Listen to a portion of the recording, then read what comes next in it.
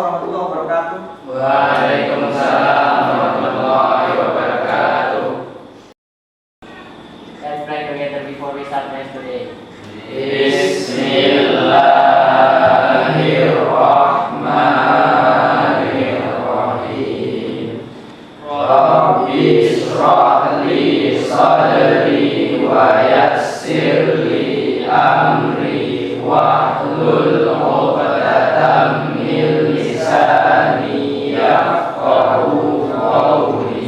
Rabbi zidni ilman warzuqni fahman wa amalan sholihan. Baca surat Al-Fatihah. Bismillahirrahmanirrahim. Alhamdulillahi rabbil alamin. Ghairil maghdubi alaihim waladdallin.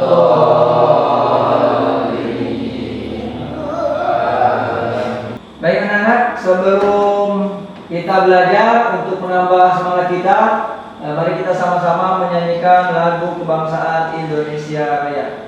Berdiri.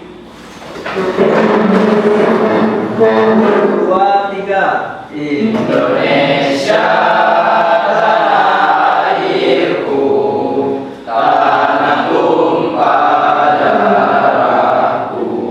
Kita Ustaz mau absen terlebih dahulu. Siapa yang tidak hadir hari ini? Alhamdulillah. Oke. Sebelumnya Ustaz perhatikan kelasnya kurang begitu rapi, kemudian kebersihannya menjaga ya, ketua kelas, kemudian piket-piketnya untuk menjaga kewajibannya masing-masing. Oke ya. Untuk menambah semangat kita akan adakan game dulu. Ice breaking, silakan semuanya berdiri. Berdiri. Sudah berdiri, silakan berderet. Berderet yang sudah berdiri. Maju ke depan sedikit. Oke, gamenya angkat tangan. Kemudian tepuk tangan 3 kali. Oke, kemudian pegang pundak kawan-kawan kalian. Kemudian dipijit. Ya, selesai angkat tangan lagi. Kemudian balik kanan gerak. Kemudian silakan pegang pundak kawan kalian lagi dan dipijit lagi. Oke, tepuk tangan buat semuanya. Baik anak-anak, pembelajaran kita hari ini judulnya adalah mengenai tentang Fathu Makkah atau pembebasan kota Makkah. Kemudian apa tujuan pembelajaran kita? Tujuan pembelajaran kita adalah kalian harus bisa menemukan sebab-sebab terjadinya Fathu Makkah, itu yang pertama. Yang kedua, kalian harus mampu menyusun faktor-faktor keberhasilan Fathu Makkah. Kemudian yang ketiga adalah kalian mampu menafsirkan nilai-nilai perdamaian yang terkandung dalam peristiwa Fathu Makkah. Jadi ini tujuan kalian belajar mengenai tentang Fathu Makkah. Adapun kontrak belajar kita hari ini adalah Ustaz nanti akan menyampaikan materi mengenai tentang Fathu Makkah melalui PPT dan video. Kemudian setelah itu kalian simak, setelah simak kalian diskusikan.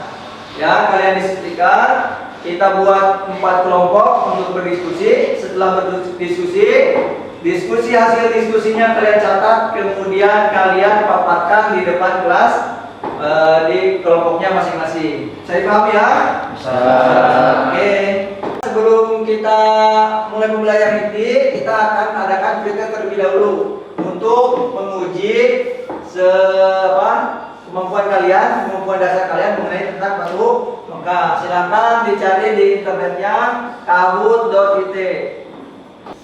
Oke, yang sudah ada tampilan kahoot.it, kemudian ada game. Di sana ada kotak ya, isikan ini kode sandi ini, kodenya 8513826. Oke, udah semuanya? Udah. Oke, ini gamenya udah mulai ya. Oke, selesai. Sudah selesai. Tepuk tangan untuk semuanya. Oke, setelah kita melakukan pretest tadi, mungkin sebelum dilanjutkan ada pertanyaan terlebih dahulu. Silakan angkat tangan. Oke, Pak Raji, mau bertanya tentang apa? Ustaz, kapan Fathu Mekah itu terjadi? Kapan Fathu Mekah itu terjadi? Siapa yang mau jawab? Angkat tangan, jawab. Silakan, Abdurrahman jawab. Fathu Mekah itu terjadi pada tahun ke-9 Hijriah. Oke, pada tahun ke-9 Hijriah. Pertanyaan dan jawaban yang bagus ya, sudah tepat ya. Mungkin memang sebagian ada yang menyebutkan pada tahun ke-8 Hijriah karena beda perhitungan gitu ya. Tapi yang jelas kita jadikan patokan adalah tahun ke-9 Hijriah. Ada lagi yang bertanya? Daniel, silakan. Kenapa Fathu Mekah harus terjadi? Kenapa Fathu Mekah harus terjadi? Kenapa? Silakan jawab dulu. Agar kaum Quraisy dan di Mekah tidak ganggu lagi orang-orang Madinah. Adanya keinginan orang-orang Muhajirin untuk pulang kampung ke Mekah. Oke, jadi ada keinginan untuk pulang kampung ya. Kalau Mekahnya udah merdeka kita bisa pulang kampung. Tapi kalau Mekahnya masih dikuasai kaum kafir Quraisy, nggak bisa ya, nggak bisa pulang kampung kayaknya. Ada lagi yang bertanya? Silakan. Berapa Ustaz, saya ingin bertanya berapa orang yang menyerbu pada saat Fathu Mekah? Oke, yang menyerbu pada saat Fathu Mekah ada yang tahu? Ini silakan. Jadi yang menyerbu Fathu Mekah itu ada 10.000 orang. 10.000 orang ya. Jadi pasukan Nabi Muhammad beserta sahabatnya itu 10.000 orang. Oke, jawaban dan pertanyaan yang bagus. Oke, tepuk tangan buat kita semua. Baik, kita sudah memasuki pembelajaran inti kita yaitu tentang Fathu Mekah. Kalian perhatikan video berikut ini nanti sambil bisa jelaskan sedikit.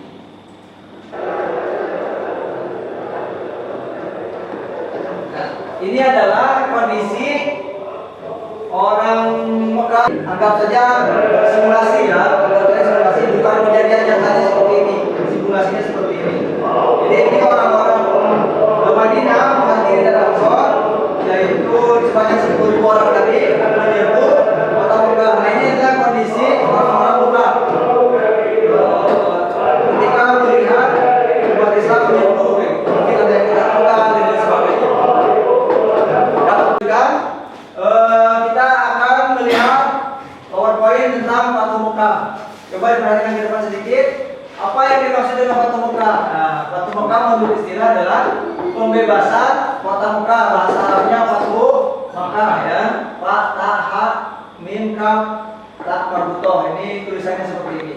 Maka bahasa Indonesianya adalah sebabnya Fathu Mekah itu ada sebab-sebab dari terjadinya Fathu Mekah.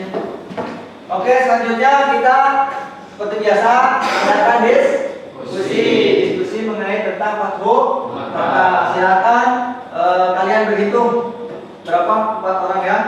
Jadi 4 kelompok. Nanti hitungan 1 sampai 4. Silakan mulai berhitung 1, 2, 3. kelompok 1. Oke, kelompok 1 siap kan? Ya, kelompok 2 siap? Kelompok 3 siap? Siap. Oke, apa yang akan kita diskusikan hari ini? Yang akan kita diskusikan hari ini adalah Fathu Mekah tentang apanya? Yang akan kita diskusikan adalah tentang apa yang menyebabkan Fathu Mekah itu dikatakan sukses. Kenapa Fathu Mekah itu dikatakan sukses? Nah, cari oleh kalian apa sih yang menyebabkan Fathu Mekah itu sukses? Kenapa disebut sukses? Oke, bisa dipahami?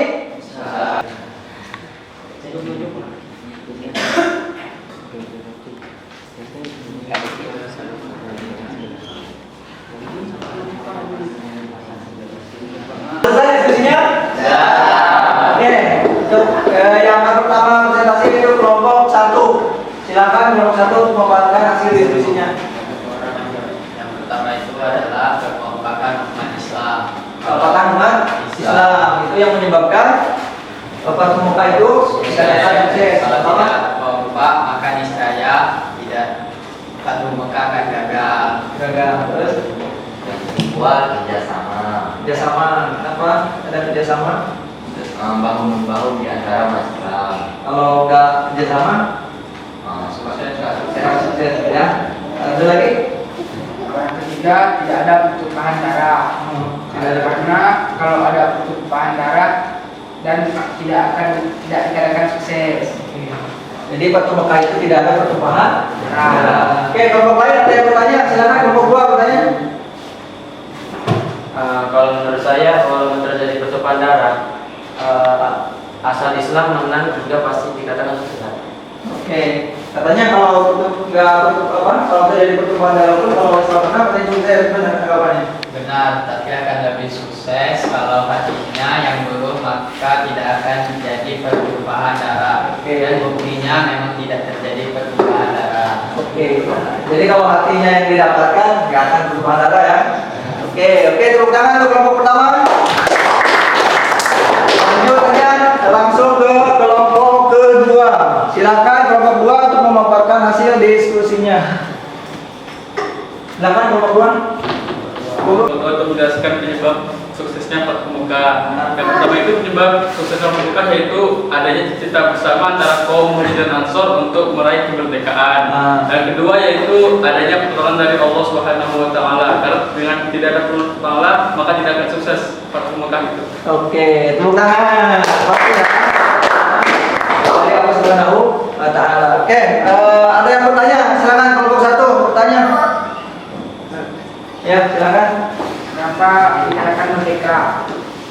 Kenapa dikatakan merdeka katanya? Ya karena makna merdeka itu bukan hanya dari penjajahan, namun merdeka dari perbudakan. Jadi mana merdeka dari peperangan dan mereka itu merdeka dari belenggu setan. Oke. Jadi yang dikatakan merdeka itu adalah bukan hanya bebas dari penjajahan, tapi juga dari bebas dari perbudakan, bebas dari hawa nafsu, bebas dari belenggu setan juga dikatakan merdeka. Makanya itu dikatakan Fathu Mekah itu sukses. Kita sudah selesai. Mungkin ada beberapa hal yang kalian belum pahami. Silakan katakan yang belum paham. Ya, silakan ditanyakan. Ustaz, kenapa dikatakan masuk Islam secara berbondong-bondong? Oke. Terus kok bisa gitu masuk Islam secara berbondong-bondong? Oke, kenapa kok bisa masuk Islam secara berbondong-bondong? Ya, kenapa?